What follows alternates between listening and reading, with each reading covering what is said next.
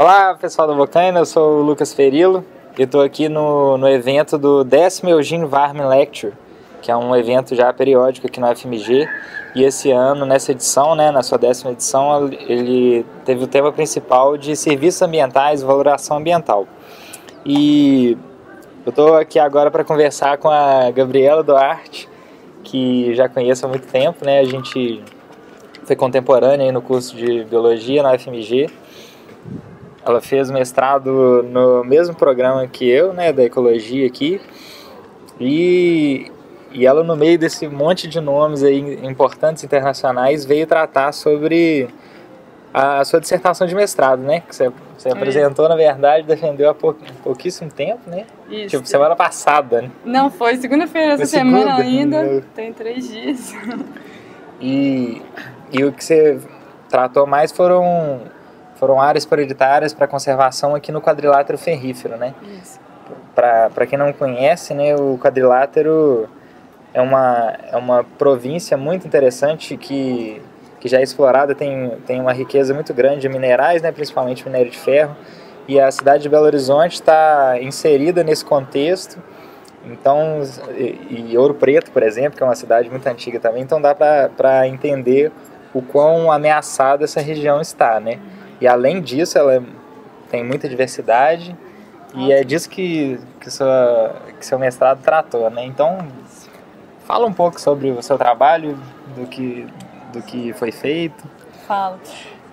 O quadrilátero, como você falou, ele possui uma grande diversidade biológica, alto grau de endemismo, e também tem remanescentes florestais importantes e grandes ainda, apesar desse grau de pressão antrópica. Ele também possui bacias hidrográficas que são importantes para a provisão de água para a região metropolitana de Belo Horizonte, dentre outras cidades. Então, o objetivo do meu trabalho foi tentar mapear e apontando onde estão os ecossistemas que têm uma rica biodiversidade e alto nível de serviços ecossistêmicos.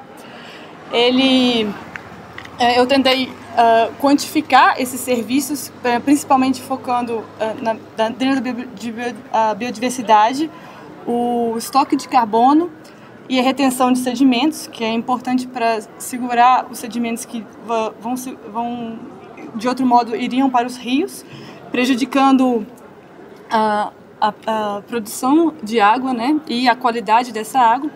Então, eu tentei apontar no quadrilátero onde estariam os remanescentes naturais de vários tipos de vegetação que teriam tanto serviços ecossistêmicos importantes quanto também altos níveis de biodiversidade. Uhum.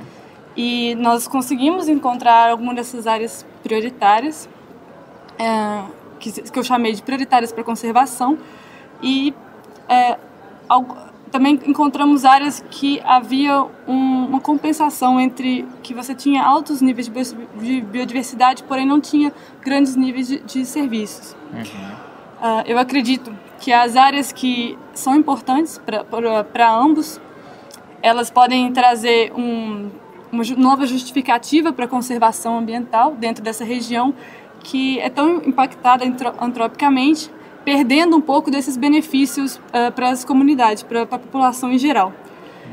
E, assim, essas áreas trariam um maior bem-estar social. Uhum. E nessa área do quadrilátero, como você falou, existem várias cidades, muitas pessoas dependendo desses serviços ambientais, e é realmente uma coisa muito interessante que você fez, assim, utilizar dados já existentes, para gerar um panorama geral mesmo do que tem acontecido e quais são as áreas essencialmente o que necessitam mais de ser preservadas, Mas como é que foi o seu trabalho? Foi baseado em informações de mapas, Isso. Como é que funciona, assim? Então, eu me baseei com alguns dados da literatura para formar modelos que levavam em consideração condições biofísicas em geral, tipo um mapa de uso e cobertura da terra, mapas de tipos de solo, dados da literatura de estoque de carbono para cada tipo de vegetação em diferentes reservatórios de carbonos terrestres. Utilizei alguns dados, todos esses dados eram os que haviam disponíveis na literatura para regiões parecidas com o quadrilátero, com condições climáticas, né, semelhantes, e também ou alguns dados que já eram do quadrilátero. Então, basicamente, foram imagens de satélite também. Eu utilizei vários tipos de modelagem e processamentos de imagem, e a maioria dos dados eles eram disponíveis gratuitamente. Então, esse tipo de dado, apesar de ser escasso, ele tem um poder de generalização, porque muitas pessoas podem replicar o que eu fiz, né? Legal. E é uma metodologia bastante transparente e replicável. Aham, e esses bancos de dados são disponibilizados na internet mesmo? Isso. Literatura ou algumas imagens satélites são disponíveis gratuitamente com sites, por exemplo, da NASA e sites dos Estados Unidos. Tem dados disponíveis em literatura científica, e alguns dados são da Embrapa e o próprio mapa de uso e cobertura da Terra que nós produzimos, nós vamos disponibilizar gratuitamente também pelo site do ICB. Ah, legal. Então quem quiser utilizar esses dados já existentes do quadrilátero pode procurar, e a partir de agora tem mais uma ferramenta aí para conseguir.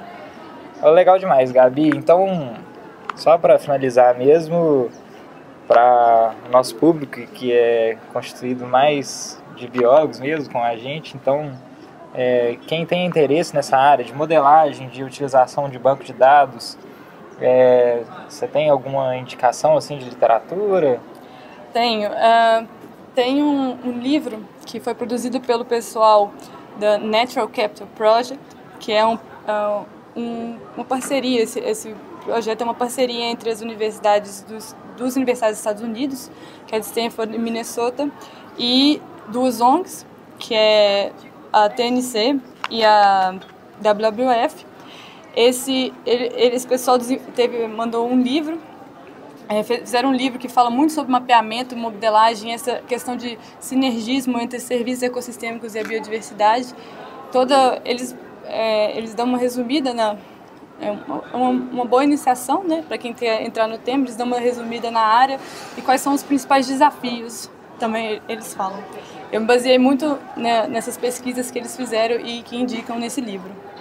Legal. E quem quiser replicar seu trabalho também, depois das correções aí, vai estar disponibilizado também Isso, a minha dissertação vai estar disponibilizada na biblioteca aqui da UFMG também, que é de acesso gratuito. Aí, se eu não me engano, também no site da pós-graduação, depois de um tempo, eles anexam um PDF. Uhum. Então, parabéns aí pelo seu trabalho, boa sorte, né, que agora você já entrou no doutorado aí, querendo continuar essa temática.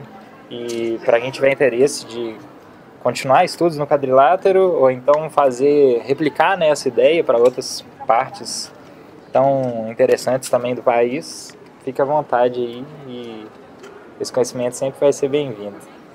Beleza? Gabi, brigadão. Obrigada. E até a próxima.